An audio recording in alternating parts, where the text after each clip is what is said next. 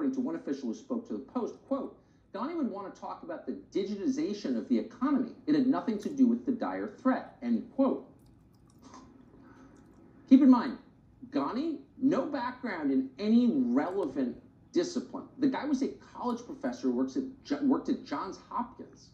We picked some completely incompetent tool from American academia rather than like an actual Afghan who could run the country. Of course we did, because Tony Blinken liked him, and people like Tony Blinken liked him. So the president of Afghanistan's flaky personal behavior reportedly raised some red flags with U.S. officials. That would include Frank McKenzie, the head of Central Command. The Post reports that McKenzie was, quote, mystified by Ghani's behavior. The question is, did anyone in the Pentagon do anything about it? Well, of course they didn't. Nothing. They just pretended everything was fine because they're dumb. As the Taliban swept through Afghanistan, the State Department wasn't reaching out to Ghani to figure out where he was or what he was doing. Instead, Tony Blinken and his deputies were working to get other countries to sign a statement to send to the Taliban, urging them to let Americans out of the country. Ultimately, that statement was signed by military powerhouses like Haiti, Papua New Guinea, and the Democratic Republic of Congo. That's what the Secretary of State thinks is significant. Getting Papua New Guinea and Congo and Haiti to sign some stupid document that means nothing? These are children. But no one's apologizing for it. They won't even acknowledge they screwed up. They're not having a moment of self-reflection about why were they on the phone with the government of Haiti as American citizens were trapped in Afghanistan run by our new friends, the Taliban. They're never going to explain why they did this, why they put the safety of thousands of American citizens in the hands of a president who didn't care enough to stick around. And of course, that president, Ghani, isn't apologizing either. He was trained by the U.S. after all. He was educated at Columbia.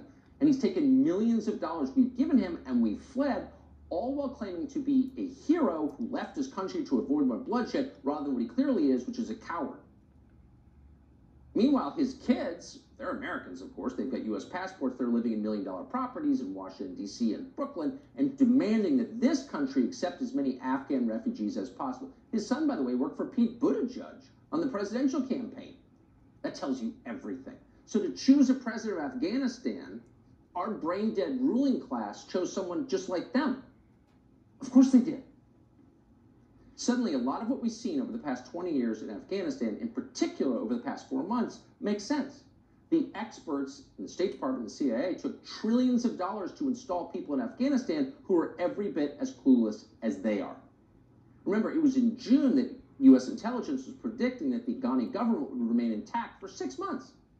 As recently as this month, Mark Milley said he had no intelligence suggesting the Taliban would take over Afghanistan quickly.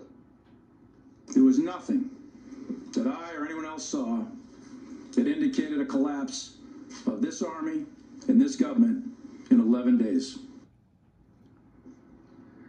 So they believed that. They actually believed it because the incompetents around him kept repeating it like it was true, and they bought it. And that's one of the reasons the Pentagon abandoned Bagram Air Base, which would have been, of course, a much easier place